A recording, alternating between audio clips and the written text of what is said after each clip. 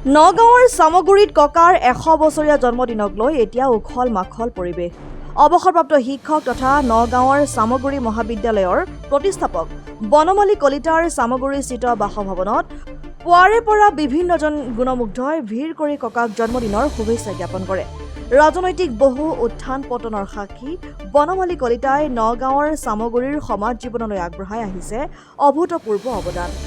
নগাঁৱৰ চামগুৰিৰ বটবৃক্ষ স্বৰূপ কলিতাদেৱৰ 100 বছৰীয়া জন্মদিনটো নগাঁৱৰ চামগুৰি মহাবিদ্যালয় তথা স্থানীয় ৰাইজৰ উদ্যোগত উলহ মালহেৰে উদযাপন কৰা হয়।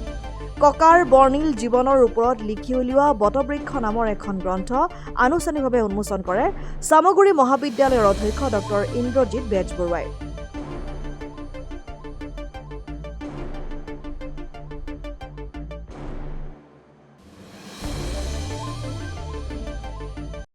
জন্মদিন পালন কৰিলে কেনেকুৱা অনুভৱ হয়তো এটা সন্তানে বাকক যিখিনি আনন্দ দিয়ে তাতে মোৰ সুন্দৰ লাগিছে যে কোনো নিস্বাৰ্থভাৱে কাম কৰি গৈছে সকলোকে সহযোগ কৰিছে। মই LP স্কুলৰ পৰা পাতিছোঁ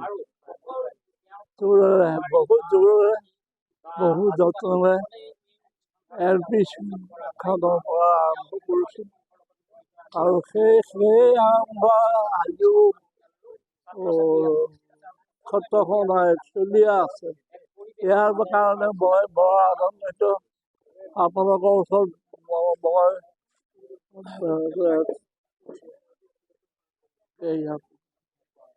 আপুনি 100 বছৰ হ'ল লগত আপুনি জড়িত আছে। স্কুল ক'ত আপুনি শিক্ষকতা কৰিছে? চামগুৰিত এই 4টা অনুষ্ঠানৰ বাহিৰে সকলো আমাৰ হাতেৰে হোৱা 4টা বস্তু হ'ল চামগুৰি ষ্টেচন,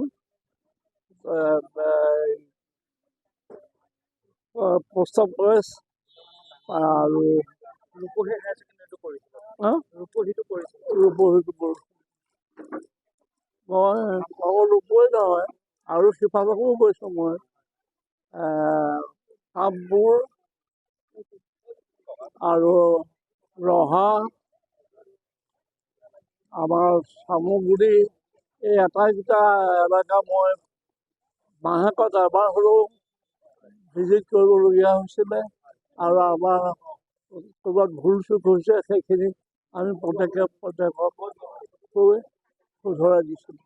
আৰু আপোনাৰ 100 বছৰীয়া যাত্ৰাত ৰাজনৈতিক কাবাক লগ পাইছিলে? প্ৰথম দেৱকান্ত বৰাক লগ পাইছিলে। আপোনাৰ ককাৰ নামটো কি আছিল? বনমালী কলিতা।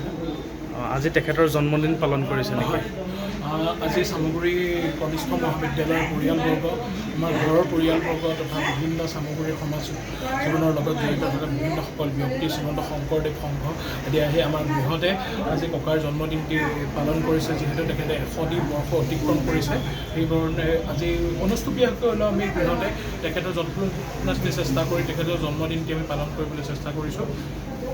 ককাৰ কিহৰ লগত জড়িত আছে?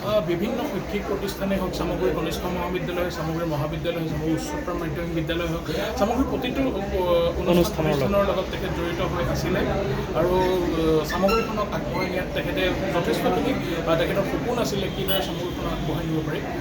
তেখেতৰ পুত্ৰ কেইজন? তেখেতৰ 4জন পুত্ৰ আৰু 3গৰাকী কন্যা। নাতি আছে? হয়, নাতি আছে, আজু নাতি আছে, আমি নাতি হয়। ঠিক আছে।